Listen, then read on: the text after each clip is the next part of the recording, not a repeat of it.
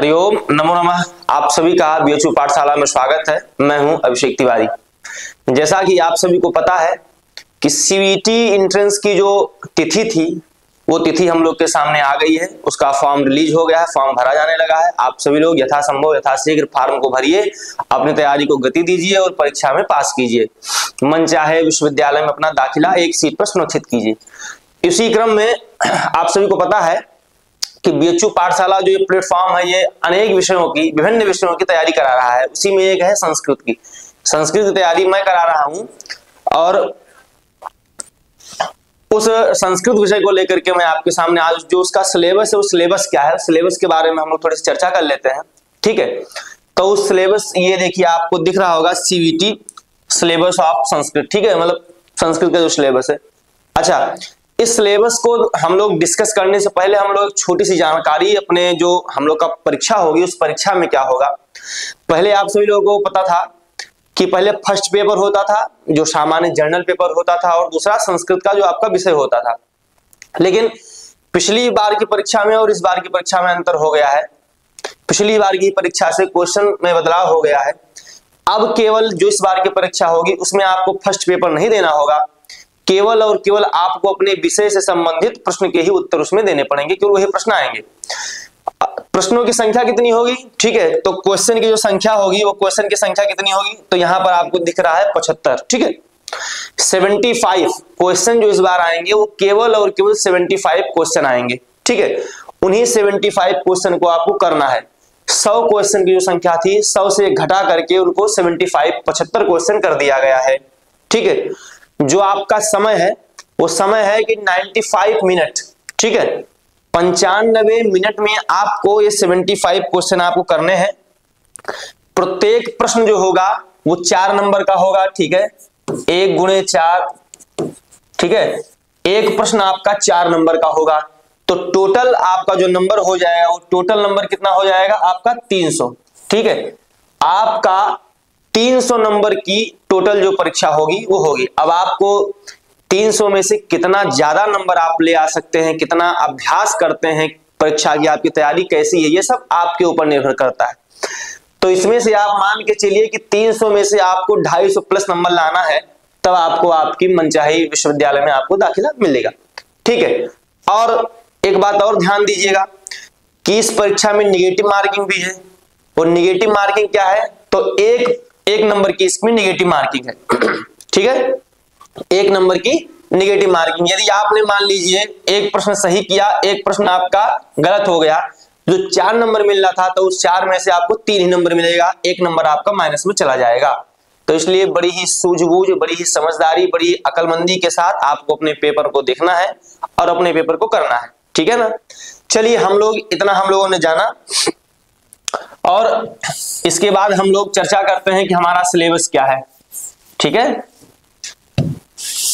Syllabus के साथ में थोड़ा सा हम इस पर चर्चा कर लेते हैं कि हमारे यहाँ जो बीएचयू पाठशाला जो प्लेटफॉर्म है उस प्लेटफॉर्म पर आपको देखिए join BHU Pathshala for CUET UG and PG. ठीक है, यूजी पीजी की तैयारी यहाँ पर होती है। आपको तैयारी करने के लिए हमारे दिए गए नंबरों पे आप संपर्क कर सकते हैं। आपको नंबर यहाँ दिख रहा होगा। यदि नंबर नहीं दिख रहा है तो मैं आपको यहाँ नंबर लिख दे रहा हूं। ये नंबर है 91 51 78 0 747। ठीक है, इस नंबर पे आप कॉल करके किसी भी कोर्स की जानकारी, किसी भी कोर्स से संबंधित कुछ बात कर सकते हैं। ये 4 है। ठीक है, इसको 4 मानिएगा, कहीं गड़बड़ ना हो जाए। ठीक है, अभी जो हमारा कोर्स था वो हमारा कोर्स लगभग 3000 में था। ठीक है, 3000 में वो कोर्स चलता था। लेकिन अभी नया साल चूंकि 2025 चल रहा है, नया साल है, तो नया साल पर आपको 2499 में आपको कोर्स अभी समय उपलब्ध हो जाएगा। चूंकि संस्कृत के विद्यार्थी हैं, मुझे पता है कि अत्यधिक अर्थ नहीं होता है उन लोगों के पास। हम भी उसी के हैं, तो हमारे पास भी उतना नहीं है। फिर भी आप हमारा कोड, हमारा नाम और 1 2 3 लिख करके, ठीक है, अभिषेक 1 2 3 लिख करके, ठीक है ना, आप कोर्स लेना चाहेंगे तो आपको 500 रुपए की डिस्काउंट मेरे तरफ से मिल जाएगी। तो कोर्स आपका 1999 में आपको कोर्स उपलब्ध हो जाएगा। ठीक है, चलिए अब हम लोग आगे चर्चा करते हैं अपने सिलेबस पर कि हमारा सिलेबस क्या होगा। तो जैसा कि आप सभी को पीछे दिख रहा है, इसका कोड है LEPQ03। ठीक है, ये कोर्स है और ये जो हमारा सिलेबस है वो 4 इकाइयों में विभाजित है। ठीक है, कितने, तो 4 इकाई में विभाजित है। तो पहली इकाई आपकी वेद की इकाई होगी। वेद की इकाई में हम चर्चा करते हैं। देखिए इकाई प्रथम में आपको क्या पढ़ना है, संस्कृत साहित्य का इतिहास। आप लोग संस्कृत साहित्य का इतिहास कुछ विद्यार्थी पढ़े होंगे, कुछ विद्यार्थी नहीं पढ़े होंगे, वो जानकारी कर लेंगे, पढ़ लेंगे। नहीं पढ़े हैं तो मेरे साथ आप जुड़ के तैयारी कर सकते हैं, पढ़ सकते हैं। आप संस्कृत साहित्य का इतिहास कपिल देव द्विवेदी की ले सकते हैं, ऋषि शुनक शर्मा करके एक पुस्तक है उसकी भी ले सकते हैं, या संस्कृत साहित्य का समीक्षात्मक इतिहास भी कपिल देव द्विवेदी की है, ये भी ले सकते हैं। बलदेव उपाध्याय की भी पुस्तक है, कोई भी पुस्तक आप लेकर के पढ़ सकते हैं। ठीक है ना, चलिए हम चर्चा करते हैं कि आपको इस इकाई 1 में क्या क्या पढ़ना है। तो सबसे पहले आपको वैदिक संहिता के बारे में पढ़ना है। वैदिक संहिताएं, ठीक है, ऋग्वेद, यजुर्वेद, सामवेद, अथर्ववेद, इनके बारे में चर्चा करनी है। प्रश्न पूछ सकता है कौन सा वेद है, कौन सा ऋग्वेद है। ठीक है, वेदत्रयी में किसकी गणना होती है, चौथा वेद कौन सा है, अथर्ववेद क्या है, ठीक है, इसके नाम क्या है, वेदों के बारे में उनकी शाखाएं, आरण्यक, उपनिषद, ये सब चर्चा है। ठीक है, ब्राह्मण ग्रंथ, इसमें ब्राह्मण ग्रंथों को पढ़ना है, आरण्यक ग्रंथ पढ़ना है, चारों वेदों के ब्राह्मण ग्रंथ, उनके आरण्यक ग्रंथ।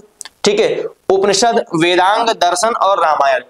ठीक है, तो अभी यहां तक हम दर्शन रामायण छोड़ते हैं, यहाँ वेदांग तक हम चर्चा करते हैं। ये हमारा वैदिक संहिता से संबंधित है। ठीक है, तो वेदों में कौन सी वेद की शाखा है, कौन सा वेद का आरण्यक है, कौन सा ब्राह्मण है, कौन सा उपनिषद है। ठीक है, उस उपनिषदों में से कुछ कुछ जो महत्वपूर्ण उपनिषद है उसमें से कुछ कुछ सूक्तियां भी उपनिषदों की पूछ सकती हैं। ये सब आपको इस पहली इकाई में आपको पढ़ना है। ठीक है, इसके बाद अगला जो है वो दिया है दर्शन और रामायण। तो दर्शन में आप सभी जानते हैं कि 6 आस्तिक दर्शन हो गए। ठीक है, 6 आस्तिक दर्शन है और 3 नास्तिक दर्शन है। तो इनका भी सामान्य जानकारी आपको करनी है।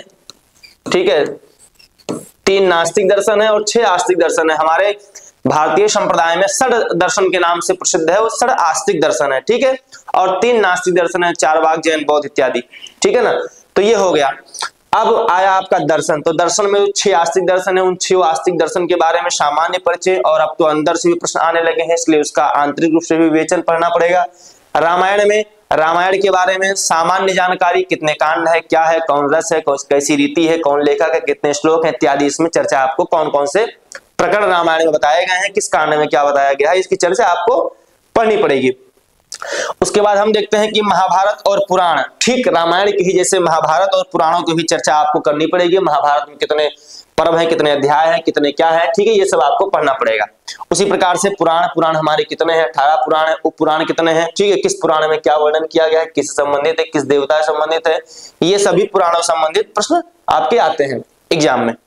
अब देखिए दूसरा जो है वो है कवयः तेषां कृतयस्य। कुछ कवि और उनकी कृतियां भी हमारे और आपके जो सिलेबस है उस सिलेबस में लगी हुई है। तो आप सामान्यतः बीए स्तर में, ठीक है, जब आप शास्त्री में रहे होंगे, बीए में रहे होंगे, तो वहां पर कुछ कवि और उनके ग्रंथ को पढ़े होंगे, उससे भी संबंधित वहां की आपकी जो आपने पढ़ा होगा, जो आपके मानस में स्थिर होगा, वो भी सहायता देगा। जैसे कौन कौन से कवि हैं, तो सबसे पहले आपके भास आते हैं, अश्वघोष आते हैं, कालिदास। भास, अश्वघोष, कालिदास, ठीक है, भारवी, भट्टी, शूद्रक, भवभूति, सुबंधु, माघ, बाणभट्ट, दंडी, श्रीहर्ष तथा कलहण। इस प्रकार के जितने कवि हैं, इन कवियों के बारे में आपको पढ़ना है। भास की रचनाएं कितनी है, भास किस सन के कवि थे, किस उसके थे, ठीक है, अश्वघोष, कालिदास, इन सब के बारे में सामान्य परिचय है। ठीक है, ये सब आपको पढ़ना है। इनकी पुस्तकें कौन कौन सी हैं, ठीक है, कृतियां लिखा है ना, इनकी कृतियां। तो ये जो आपकी पहली इकाई है, पहली इकाई में हम लोग को वैदिक साहित्य से संबंधित, रामायण, महाभारत, दर्शन संबंधित, और ये जो कुछ कवि दिए हैं और उनकी कृतियां, इन कवियों और उनकी कृतियों संबंधित हमको जानकारी लेनी है, पढ़नी है। ठीक है, अब हम लोग अपने अगले स्लाइड पे चलते हैं। दूसरी हमारी जो इकाई है वो है क्या, संस्कृत व्याकरण की। ठीक है, दूसरी इकाई संस्कृत व्याकरण की है। संस्कृत व्याकरण में आपको शब्द रूप पढ़ना है, बहुत सारे शब्द रूप होंगे, उन शब्द रूपों को पढ़ना है। ठीक है, एग्जाम में कोई पूछ लेगा ऐसे कई सारे शब्द रूप दे करके, किनको क्रम से लगाइए। धातु रूप दे देगा, देखिए धातु रूप है, ठीक है, धातु रूप दे देगा, कितनी धातुएं, कौन कौन सी धातुएं, क्रम से ये बताइए। संधि, समास, कारक, स्त्री प्रत्यय, और कृदंत और तद्धित ये आपको वैदिक क्षम्यता हम संस्कृत व्याकरण में आपको पढ़ना है। ठीक है, कारक कितने हैं तो कारकाण 61 कहा गया है, समास कितने हैं तो पंचधा। ठीक है, लघु सिद्धांत कौमुदी के अनुसार समास 5 है, किसी के अनुसार कुछ है, किसी कुछ है। ठीक है, स्त्री प्रत्यय पढ़ना है आपको, तद्धित और कृदंत भी पढ़ना है, ये सब आपको संस्कृत व्याकरण में पढ़ना है। ठीक है, तो ये दूसरी इकाई जो आपकी है संस्कृत व्याकरण की इकाई है। ठीक है, अब हम लोग जो तीसरी इकाई है उस तीसरी इकाई पर चलते हैं। तीसरी इकाई की चर्चा हम लोग करते हैं। तीसरी इकाई में क्या है तो संस्कृत काव्य शास्त्र और छंद शास्त्र। ठीक है, तीसरी इकाई में आपको पढ़ना है संस्कृत काव्य शास्त्र और छंद शास्त्र। काव्य शास्त्र में कौन कौन से कवि हैं, ठीक है, कौन कौन से अलंकारिक हैं, ठीक है, कुछ अलंकारिक आचार्य हैं, कुछ ध्वनि के आचार्य हैं, कुछ रीति के आचार्य हैं, ठीक है, कुछ औचित्य के आचार्य, इस प्रकार के जो संप्रदाय हैं उन संप्रदायों की भी चर्चा हमको पढ़नी है। तो अलंकारिका, ठीक है, कुछ जितने अलंकारिक है उन अलंकारिक में सबसे पहले आपके भरत आते हैं, फिर ये भामा है। ठीक है, भामा, ये मिसप्रिंट हो गया, इधर लिख देते हैं भामा। ठीक है ना, भामा, ये भामा है, इसको हा कर लीजिए, भामा हो गए। दंडी, वामन, आनंदवर्धन, कुंतक, मम्मट, क्षेमेंद्र, विश्वनाथ और प्रसिद्ध अलंकार। ठीक है, तो अलंकार को छोड़िए, अभी यहां तक रहिए विश्वनाथ तक। ठीक है ना, तो आपको भरत के बारे में पढ़ना है। भरत ने कौन सा सूत्र दिया था, विभावानुभाव व्यभिचारी संयोग आदर्श निष्पत्ति, उस भरत के उस सूत्र पर कितनों का टीका है, उद्भट का, ठीक है, कि किस किस का टीका है, शंकु का अनुतिवाद है, किसका कौन सा वाद है, उत्पत्तिवाद, लोलट। ठीक है, इस प्रकार से आपको पढ़ना है। दूसरा हो गया भामा, भामा के बारे में आपको चर्चा करनी है, उसके बारे में पढ़ना है, उन्होंने काव्य शास्त्र के बारे में कौन सा दिया है, अपना तर्क दिया, अपना मत दिया है, क्या क्या दिया है, वो सब आपको पढ़ना है। ठीक इसी प्रकार से दंडी, वामन, आनंदवर्धन, आपके कुंतक हो गए, मम्मट हो गए, क्षेमेंद्र और विश्वनाथ, यहां तक आपको इन अलंकारिकों के बारे में आपको पढ़ना है। ठीक है, इनकी कौन कौन सी ग्रंथ है, कितने कितने भागों में किस किस विधा में विभाजित हुए हैं, ये सब भी आपको पढ़ना है। ठीक है ना, अब उसके बाद हम देखते हैं कि यहां से कुछ दिया है प्रसिद्ध अलंकार। ठीक है, कुछ प्रसिद्ध अलंकार, कुछ प्रसिद्ध अलंकार, प्रसिद्धान छंदांश। ठीक है, प्रसिद्ध छंद, कुछ कुछ जो मुख्य अलंकार हैं आपके। ठीक है, जो आपके मुख्य अलंकार है, मुख्य माने जो प्रसिद्ध अलंकार है। ठीक है ना, मुख्य अलंकार और प्रसिद्ध छंद भी आपको पढ़ना है। ठीक है, कौन कौन से छंद हैं, ठीक है, प्रसिद्ध छंद भी पढ़ने हैं। जो जो अत्यधिक महत्वपूर्ण छंद जो आपको लगता है कि हमको ये पढ़ना है, एग्जाम में आ सकता है, वही दिया है। छंद बताया नहीं गया है कि ये छंद पढ़ना नहीं, जो आपको इंपॉर्टेंट लगे, एग्जाम में जो महत्वपूर्ण लगे वो आपको पढ़ लेना है। ठीक है ना, तो अलंकार और छंद। इसी प्रकार से कुछ नाट्य के तत्व और रस निष्पत्ति के बारे में पढ़ना है। ठीक है, इसमें नाट्य शास्त्र में या जो भी है हमारा व्याकरण में वाला छोड़ करके इस साहित्य में भी कुछ संधियां होती हैं। ठीक है, संधियां होती हैं। ठीक है ना, उन संधियों को भी पढ़ लेना है। वो सब नाट्य शास्त्र के विषय हैं। मुख, प्रतिमुख, गर्भ, विमर्श ऐसे करके आते हैं। ठीक है, अब प्रक्रिया क्या है ये सब भी आता है। ठीक है, पंचअवस्थाएं, पंचकार्यावस्था, ठीक है, ये सब भी आपको थोड़ा सा नाट्य तत्व के बारे में आपको देख लेना है। ठीक है ना, आगे रस निष्पत्ति के बारे में किसका कौन सा वाद है, कौन सा मत है, ये सब भी दिया है। तो हम लोग इकाई 3 की चर्चा कर रहे थे। इकाई 3 की चर्चा में हम लोग को क्या क्या पढ़ना है जो हमने देखा। ठीक है, अब हम लोग अपने जो हमारा चौथा और अंतिम इकाई है, उस चौथे और अंतिम इकाई पर चलते हैं। वो हमारा चौथा और अंतिम इकाई है संस्कृत साहित्य का ग्रंथ। क्या है, संस्कृत साहित्य का ग्रंथ। आपको चौथी और अंतिम इकाई में आपको संस्कृत साहित्य कुछ महत्वपूर्ण ग्रंथ लगे हैं। अत्यधिक ग्रंथ तो नहीं है, लेकिन सामान्यतया जो इसमें ग्रंथ लगे हैं वो आप जो भी विद्यार्थी स्नातक में रहे होंगे वो सब इन ग्रंथों का सामान्य अध्ययन तो कर ही लिए होंगे। जैसे आपको पूछ रहा है अभिज्ञान शाकुंतलम। ठीक है, तो अभिज्ञान शाकुंतलम तो कोई भी ऐसा विश्वविद्यालय, कोई भी ऐसा महाविद्यालय, डिग्री कॉलेज नहीं है जहां पर संस्कृत का विषय हो और स्नातक में अभिज्ञान शाकुंतलम न लगा हो। तो लगभग ये भी आप सब पढ़े हुए हैं। अभिज्ञान शाकुंतलम का सामान्य परिचय देख लेना है, कितने अंक हैं, क्या है, कौन कौन से इसमें अंकों के क्या क्या इसके नाम है। ठीक है, इसमें से कुछ अलंकार दे देगा, कोई सूक्ति दे देगा, कोई श्लोक दे देगा, पूछ लेगा कहां से आई है, सूक्ति कहां से आई है। ये सब इसमें सामान्य ऐसे ही ग्रंथों का प्रश्न आपको मिलेगा। मेघदूत कितने भागों में बटा है, किसकी रचना है, कैसे कैसे किस चीज का वर्णन है, क्या क्या वर्णन है, कितने नदियों का, कितने पहाड़ों का, किस रास्ते से मेघ गया था, ये सब भी प्रश्न आपके सामान्यतः इसमें पूछ सकते हैं। ठीक है, आगे हम चर्चा करते हैं। उसके बाद आया आपका श्रीमद् भगवद गीता। आपको श्रीमद् भगवद गीता के बारे में भी पढ़ना है। श्रीमद् भगवद गीता में कितने अध्याय हैं, श्रीमद् भगवद गीता कहाँ से उद्धृत है, किसके द्वारा कही गई है, क्या है, ये सब इसमें, ठीक है, इसमें से पूछा जा सकता है। भर्तहरि के द्वारा जो नीत शतक लिखा गया है, नीत शतकम, भर्तहरि कृत नीत शतकम, नीत शतक में कितने श्लोक हैं, किसकी रचना है, कौन कौन से, किस पद्धति का है, मूर्ख पद्धति, विद्वत पद्धति इत्यादि करके कई 2-3 पद्धतियां उसमें हैं।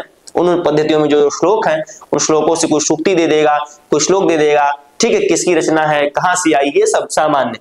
और हितोपदेश नारायण पंडित की रचना है। आपको हितोपदेश से संबंधित भी प्रश्न आपको मिलेंगे, ये भी आप बीए स्तर में आप पढ़ चुके होंगे लगभग। मुझे लगता है कि जितने भी इसमें दिए गए हैं ग्रंथ, ये सारे ग्रंथ आप लोग अपने बीए स्तर पे पढ़ चुके होंगे, और नहीं भी अगर पढ़े होंगे तो काशी हिंदू विश्वविद्यालय से, चूंकि मैं स्नातक परास्नातक हूं और अभी वर्तमान में तो अभी मेरा चल रहा है अभिज्ञान सागर, ये जो ग्रंथ है अगर नहीं पढ़े हैं तो आप लोग पढ़िए, तैयारी कीजिए। और तैयारी में यदि कोई आपको लगता है कि नहीं थोड़ा सा हमको किसी मार्गदर्शन की आवश्यकता है तो निसंकोच बीएचयू पाठशाला में आप संपर्क कर सकते हैं, वहां मैं आपके मार्गदर्शन के लिए अहर्निश उपस्थित हूँ, ठीक है। तो इसी के साथ हम लोग अपनी बात को यहीं पर समाप्त नहीं, विराम करते हैं, क्योंकि आगे भी हमारी कक्षाएं यहाँ पे चलती हैं। आपको इस कोर्स में जो पीजी का कोर्स है, उस पीजी कोर्स में आपको टेस्ट सीरीज आपको मिल जाती है, कुछ नोट्स आपको मिल जाते हैं, कुछ लेक्चर जो वीडियो है वो वीडियो उपलब्ध करा दिए जाते हैं। बीएचयू पाठशाला का ऐप डाउनलोड कीजिए, बीएचयू पाठशाला के दिए गए नंबरों पे आप संपर्क कीजिए। यदि आप इच्छुक हैं तो आप ज्वाइन कीजिए, परीक्षा की जो अपनी तैयारी है उसमें आप सहायता ले सकते हैं, ठीक है। हम लोग फिर मिलेंगे इसी के साथ। नमो नमः।